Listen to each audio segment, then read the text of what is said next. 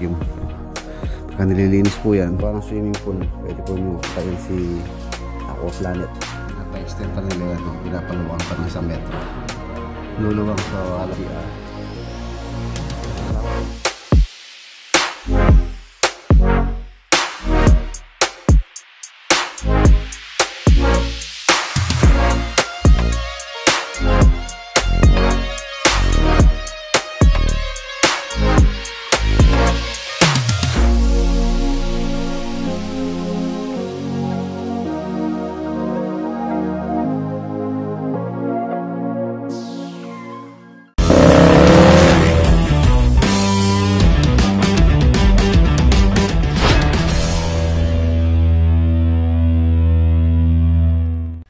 Good morning. Ayan, biyahe po tayo sa Nueva Ecija, sa Talugtog. Update po tayo sa swimming pool project. Ayan. You know. So, let's go. Si Tamtam ang ating service. Si Tamaraw.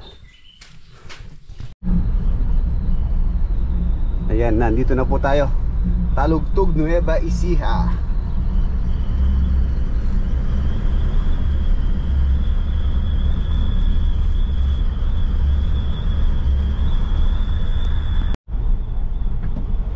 And shoutout din po pala kay Sir Ruel Buado. And meron po siyang property dito sa sa Talugtog na balak din po niyang pagawa. Kaya lumampas na po ako doon sa property niya. Soon gagawin po natin 'yon. Yung dream house ni Sir Ruel Buado, tsaka kay Sir Joey Cabalona. Shoutout din po yung pong bahay dun sa likod ng ginagawa natin, yung kulay blue na roof. Ayan, kay Sir Joey po yan. Ayan, shoutout po. Ang ganda din po yung niya, yung property niya dun. Meron ding swimming pool at fish pond. Ayan, farm. Ano po siya, farm. Nandito na tayo, malapit na po tayo sa sa site. Nandito na tayo sa Talugtog. Ayun o, yung eskwelahan nata to. Lapit na. Ayan, nandito na po tayo. Nandito na tayo sa site.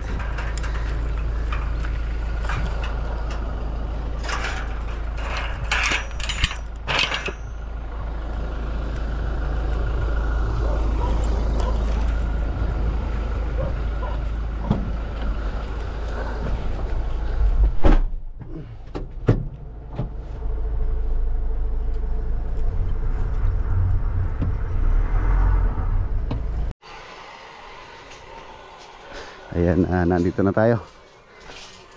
Silipin natin itong swimming pool. Ayan, ayan po siya.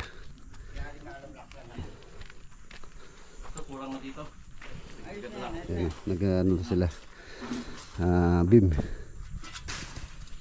Okay, sali. Ayan, meron po siyang beam sa gilid, paikot. Tapos meron siyang beam sa gitna. Yung mga poste niya. Ayan. 3x7 meters ang luwang po nito. Loob po yun. Finish na yun. Tiles na yun. 3 meters and then 7 meters. Ayan yung kanyang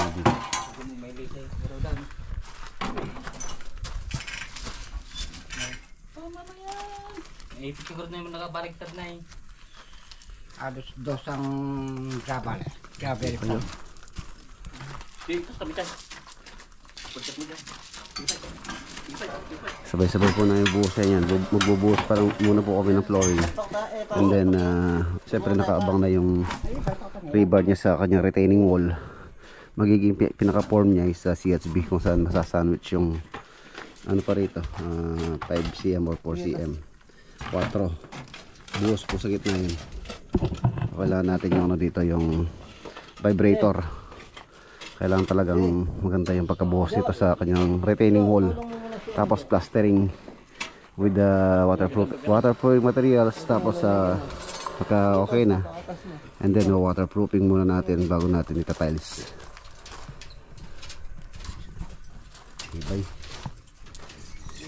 Baba mo dyan, binababa mo dyan. Yeah. Para din tayo gumawa ng tangke. Actually, yung pong swimming pool, tangke po yan. Tank.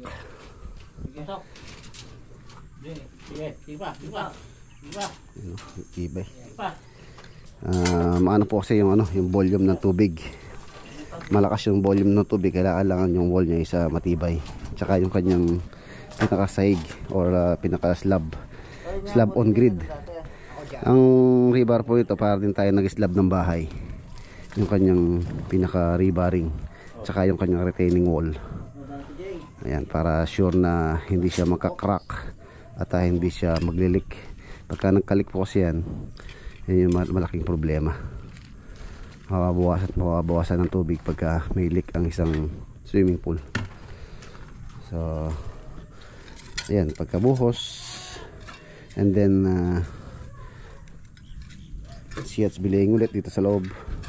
Pagka CHB nya, so pwede nang buhusan yung retaining wall, and then plastering nitong CHB sa loob, and then waterproofing, and then leak test. I-leak test muna natin kung wala siyang tagas or hindi na mababawasan yung tubig. So pagka okay na sa leak test, so pwede na natin i-tiles. Yung singilan na liko. Yung maganda ba sa swimming pool, tiles? Lahat na yun. Yung po kasing paint, minsan nag-ano siya, nagpipade dahil din sa mga chemical reaction. Siyempre yung swimming pool mga boss, pagka pinifilter natin, nilalagyan po nila ng chlorine, mga chemical. Pagka pagka paint lang siya, so minsan nasisira sa chemical reaction, tsaka sa init ng panahon, lalo na itong area sa mapapansin wala pa siyang dito shade na puno para medyo presko. Siya talagang maghapon siyang naka sa init. It's either lagyan ng bubong tapos lagyan ng ganun ng shading net. So yun, tabayanan ko lang yung si Boss Way ng Aqua Planet para makapagabang po sila ng mga pipe. Ready na kasi kami sa sa flooring, slab on grid. Baka by next week siguro makapagbuhos sila ng flooring.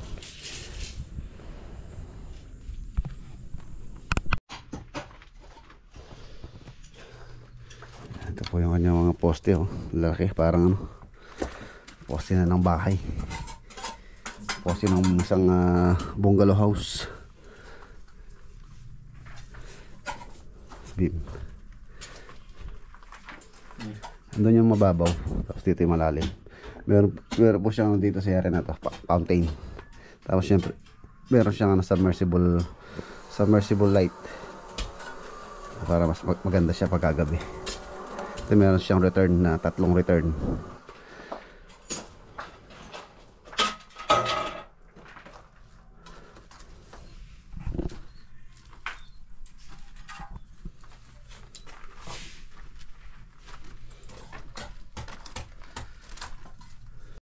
Yan.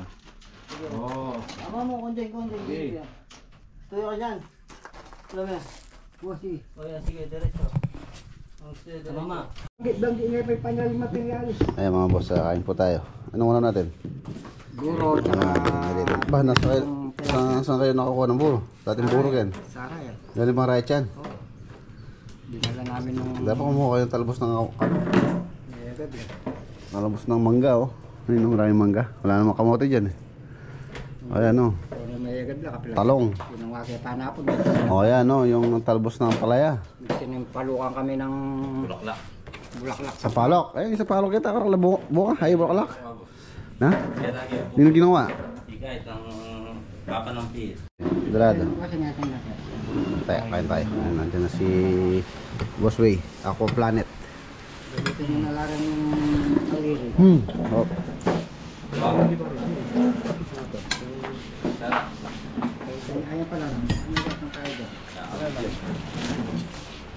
Malango?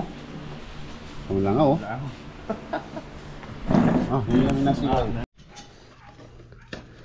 Ayan na, ito na po yung ano, mga abang. Ito yung mga return. Saan yun yung nag-ano ng tubig pagka nagpipiltration. And then ito yung vacuum. Pagka nililinis po yan, didiretso sa filter. So ano yung dumi. Tapos ito na yung ano, abang na niya ano. Ang lagyan mo po, Boge? Sandro, sir. Sandro? Sir. Sandro? Oh, Sandro, si Boss Sandro ng Aqua Planet. Ayan yung po mga, ano, mga gustong magpagawa ng swimming pool. Pwede po nyo kontakin si Aqua Planet.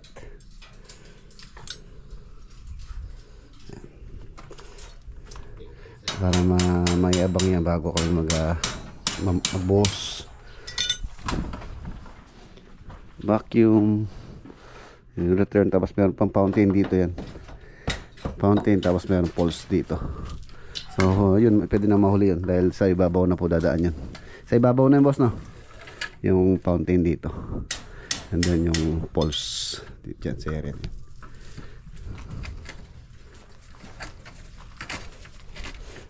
Yan yung main drain.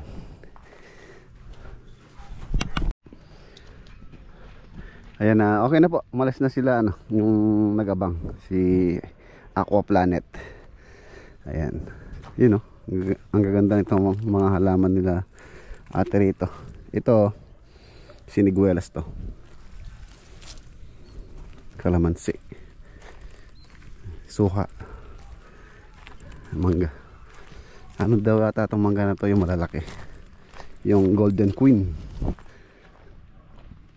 And then bayabas, buko, avocado, and then marami pa sa baba. Marami pa po silang tanim na fruit bearing trees. Nagtanim-tanim na rin si Kuya Bobby rito ng mga ano, fruit bearing trees. So ngayon naman, ang asikasuhin ko naman mga boss, yung pong materialis pa nila.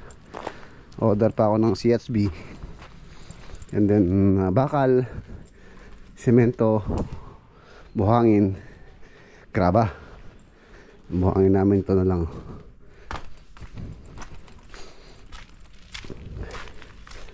para kapag prepare sa buhos. Ayun, okay na yung mga abang nila.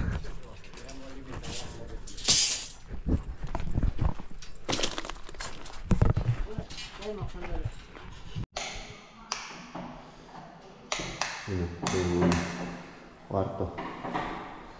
Parang isang buong bahay na. Ito ang kwarto niya. And then ito yung swimming pool. Ayan yung swimming pool. Bale ito palang ano na ito mga boss, itong terrace na yan. Pinapa-extend pa nila yan, no? Pinapaluwakan pa ng 1 metro. Luluwang, so halos ayun na yung swimming pool. Malapit na lang, tapos ayun yung view. So pag gusto mo swimming ni owner, so mag-ano lang siya dyan, lalabas lang siya rito, i-step lang siya doon. Ayun yung swimming pool. Tapos ito yung CR. Wala pa pong gamit si owner dito. Ayun CR.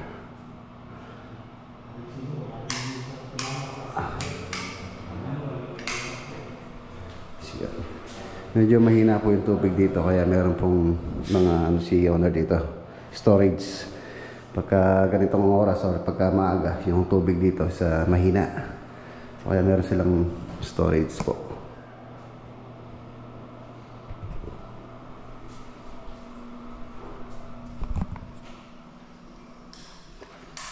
Same size lang yung kwarto nito tsaka sa kabila. Parehas ng sukat.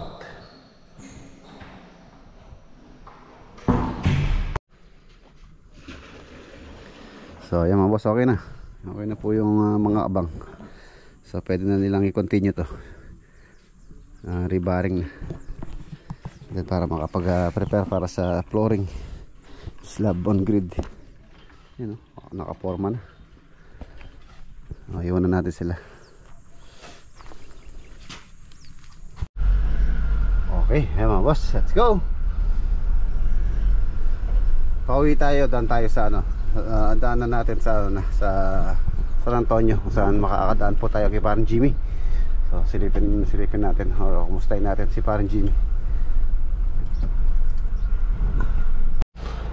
Ayan, order muna ako ng materials.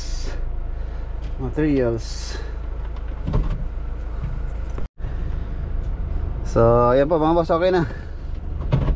Naka-order na tayo dito sa Kimby, dito sa may hardware dito sa Talugtog. So de-deliver daw nila mamaya. Okay, let's go. Ayan na, nandito na po tayo sa bagong sikat. Malapit na tayo sa farm ni paring Jim.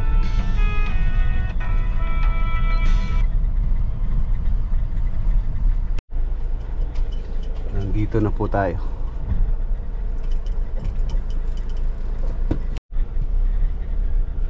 Medyo tagal-tagal na rin hindi po nakakapasyal dito. Meron tayong time para makadaan. Last pasyal ko rito nung nandito si na paring Doy. Shoutout kay paring Doy tsaka kay paring Seng from London. Ay, nandito po si si Desiree.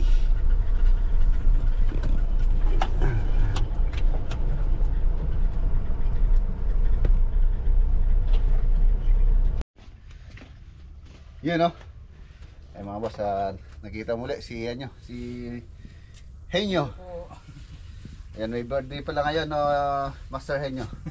Binabati ko po ng maligayang kaarawan si Miss D. Birthday daw niya ngayon. Meron siyang sponsor na pang merienda. Sakto-sakto yung pasyal natin. Happy birthday po Miss D. Si parang Jimmy nandun po siya. Pinuntahan yung mga nakatanim o gumagawa pala ng balag. Gagawa ka ng balag nyo. Tapos meron akong dalang nasaan yung dala kong sa mga askereta? Tulya. Kaya ang Tagalog. Subalit ng Tagalog ko yun. Nakita ko rin na sa may Aliaga, sa may nagtitinda sa gilid ng daan. Bumili ako para sasabawan namin. And then siya alam na. Ano nyo? Dalang lang pumasyal. Tingnan natin yung mga tanim. Punta muna tayo dito. Pilipin ko lang yung tanim ni parang Jimmy. Last pasyal ko dito, yung talong doon mga boss, pa lang. Maliit pa rito. Pero ngayon, nakikita ko sa mga video ni parang Jimmy, nakasampung harvest na yata sila. So malamang sa susunod na balik natin yung palaya, baka susunod isa palipas na. Ito daw to yung mga sobra nilang binhi nung magtanim sila doon. Dito nilagay niya hindi ko alam kung si Daki or si Don naglagay dito o nagtanim. Dami din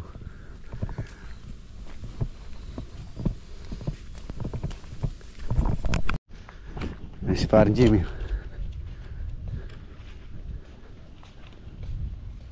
Ito yung kay Saldi.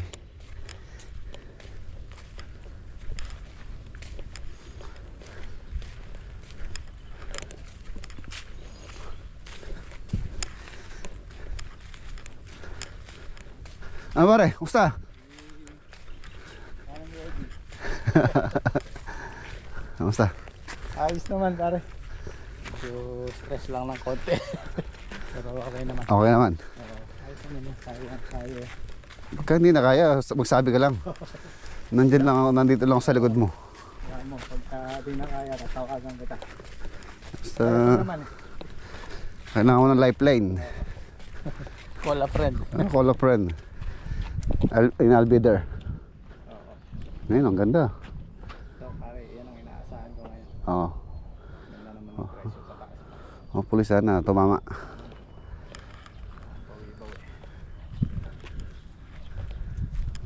Ganda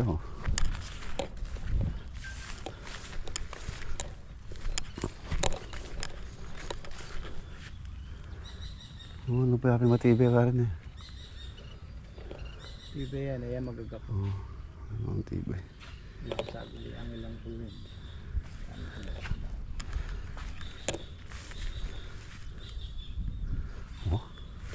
Order kung kahit ang tutang. Wah. Ating kaya ka na takingin ko. Ating ka rin. Hingko tin. Kabala. Oh, alay pang-under to. Ayan, tulad po nito. Nung huling pasyal ko dito, maliit pa lang to. Ayan o. Laki na. Ayan, malamang. Sa susunod na pasyal natin, ito, tingnan natin. Baka ano na to, palaos na. Medyo ano po kasi busy. Mandarang lang pumasyal sa ating mga kaibigan. Ito kay Saldi. Si Saldi nagaano, gawa ng balag. Sana tumama or nakabawi si parang Jimmy dito sa kanyang mga tanim. Medyo malaki-laki na rin po yung nalabas niyang puhulan dito. Halos mahigit na yatang kalahating milyon.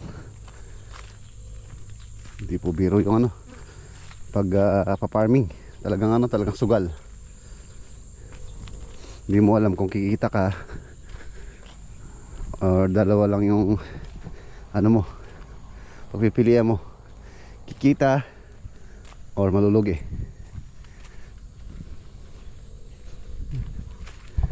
Daming ang palayang ano, ang palayang ligaw.